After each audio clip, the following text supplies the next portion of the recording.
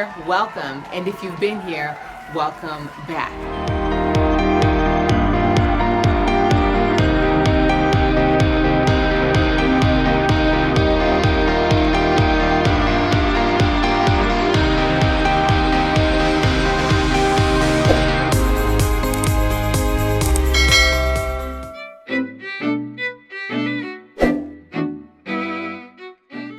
First and foremost, I want to take this time to celebrate each and every one of you. Thank you so much for subscribing.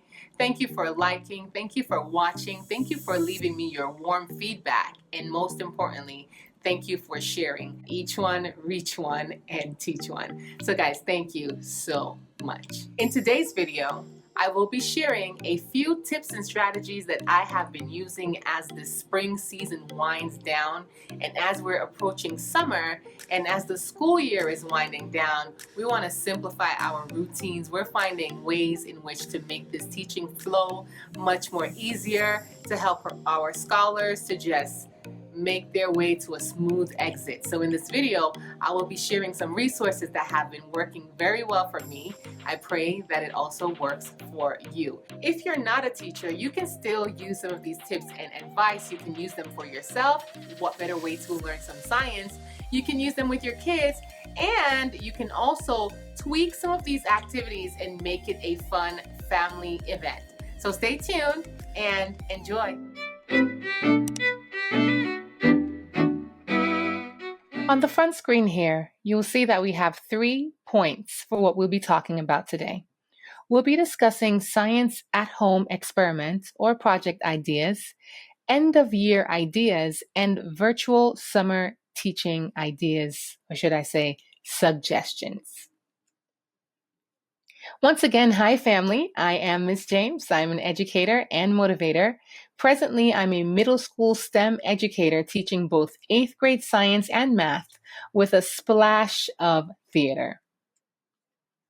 Our agenda for today has 3 main points. Point number 1, we'll be talking about 3 science experiments or project ideas that can be differentiated for learners' needs. These projects can be done at home or in the classroom. Point number 2, we'll be looking at sample discussion questions and writing prompts for all subjects. You can use these writing prompts as the school year ends. You can use them to learn more about the students in the summer. You can even use them as classroom starters in the fall when the school year starts again at the beginning of the new school year. We'll be talking about how we can use all the above mentioned for virtual summer learning activities. We're going to start off by talking about science at home experiments and project ideas. The first one's my favorite. This is the Grow Your Own Bean Plant Experiment, Science at Home.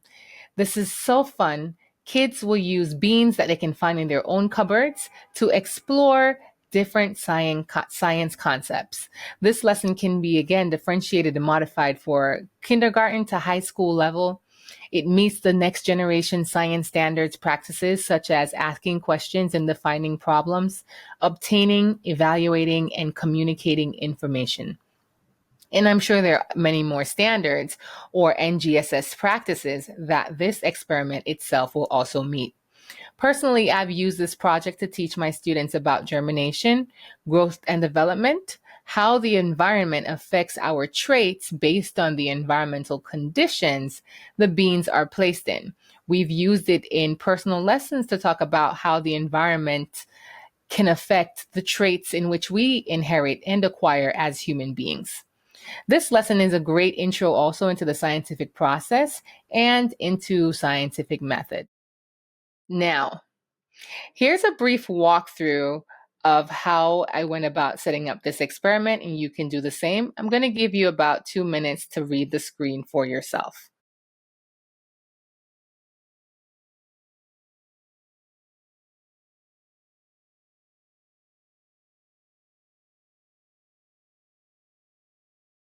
So the resource itself, I took from a website by the name of Life at the Zoo and modified it for my specific students' needs. On the right side of the screen, you will see a Google document that says 8th grade science, grow your own bean at home. The resource was modified, information was taken and tweaked to meet the students' needs. Here we see the materials. Students need a dried bean. It's important, not from the can. A dried bean, a glass or a jar or a plastic cup or a bottle.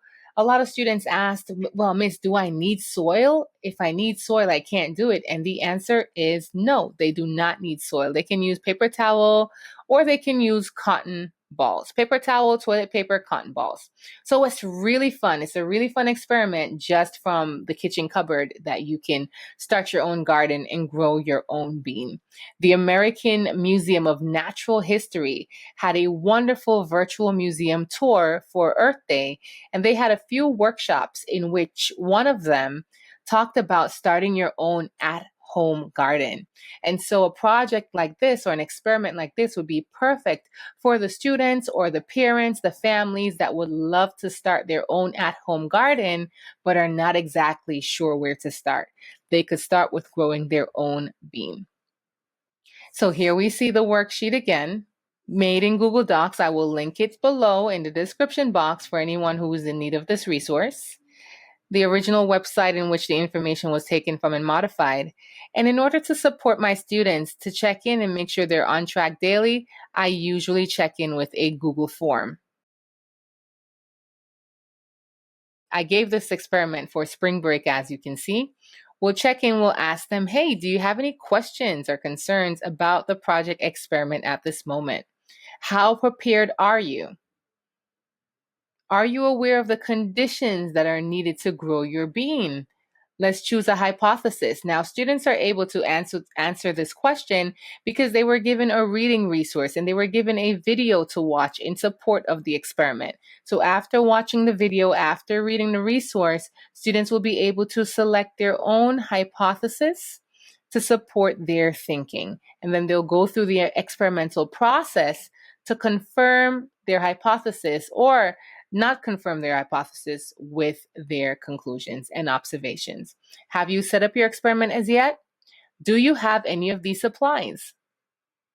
This is very important because if the students do not have beans and do not have the supplies necessary for this experiment, then we will need to give them another option. So in the thoughtful process of creating virtual lessons and virtual experiments, we want to have options for the students that are still fun and still informative and still simple, straightforward. They could do it by themselves or they can do it with the family. Next experiment is the grow your own rock candy. Woo! If you have a sweet tooth, the kids have a sweet tooth, this is the perfect experiment. One, it's so fun and it's so sweet and edible. You get to make science and eat science. It's just fantastic. This lesson also can be differentiated for kindergarten to the high school level. Teaches the scientific processes from teaching scientific processes to crystallization in body systems. It also meets the next generation science standard practices, such as asking questions, defining problems, obtaining, evaluating, and communicating information. You can use this project to teach about physical change. You can use this project to teach about calcification in the body over time and its consequences, for example, kidney stones. How the temperature of the environment affects the growth rate of crystals when we think about the heating and the dissolving process. This lesson can be a great intro also into the scientific process and scientific method.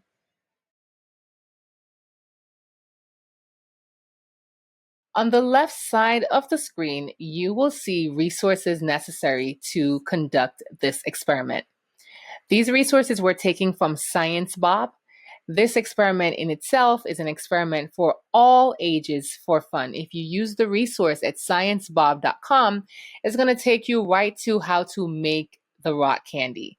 Make it and enjoy it with yourself or your family or friends. Now, if you want to take it a step further and connect it to a lesson, you can head on over here to teachengineering.org. Here they have a fantabulous way in which we can connect growing your own rock candy to engineering processes and engineering practices, such as talking about calcification in body systems. There are other resources to be found online as well. We can connect this experiment to the middle school level. And as mentioned in the previous slide, you can create your own lessons based on the topic that students are studying, and you can tweak this experiment to meet that. Maybe you want to teach them about physical change. You can do that with this experiment, and they can do it right there in the comfort of their home.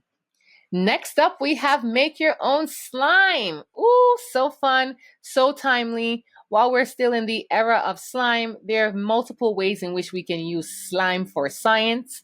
A few of those resources will be linked below. But for now, we're going to talk about how we can use slime to teach about mixtures, to teach about chemical reaction, motion and friction, surface pressure, conformity. We can explore how, as the viscosity of the slime changes, how that affects motion. And guys, get this, this is really cool. And this was also a resource from the American Museum of Natural History. They talked about using slime to investigate glacier movement. I will also link that in the description box below.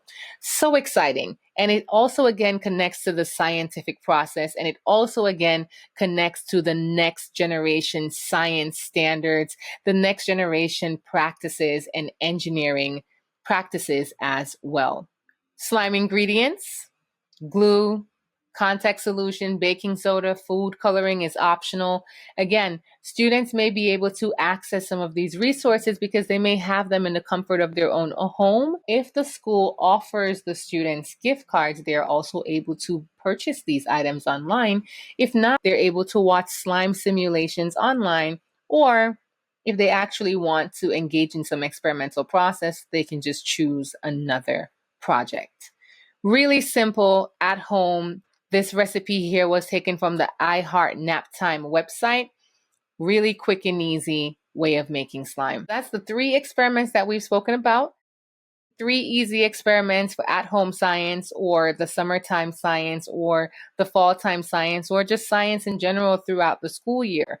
We can talk about slime and connect it to the lesson. We can talk about rock candy and connect it to our lesson. And we can talk about growing your own bean plant, and we can also connect this to the lesson. And the amazing thing is, again, this can be a solo activity.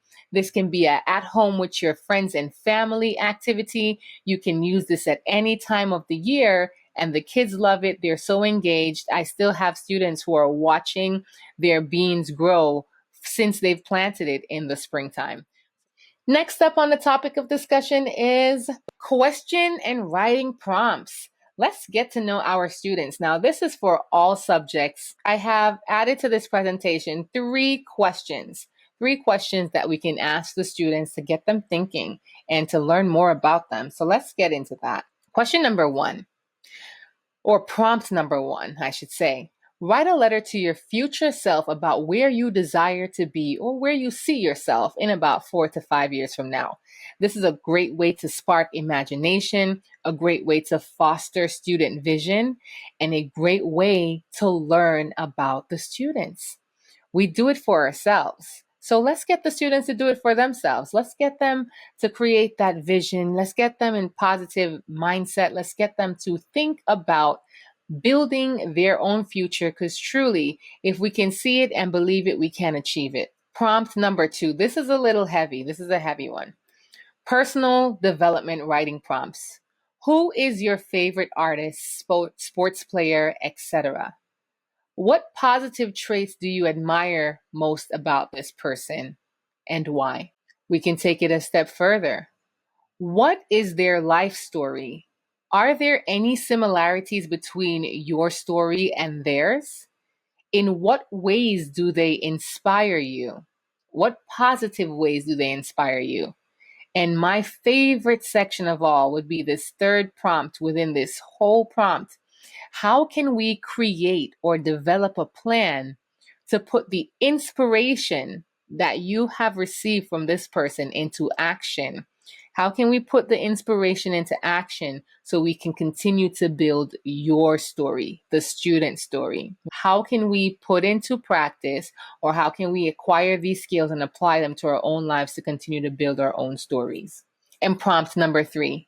Now that the school year has ended, or maybe it's just begun, what have you learned from this year's experience that you could either A, give advice to a new gradesman, this means a new student who's now going into the grade that you were previously in, or B, what could you do differently in this school year based on what you've learned from the previous year?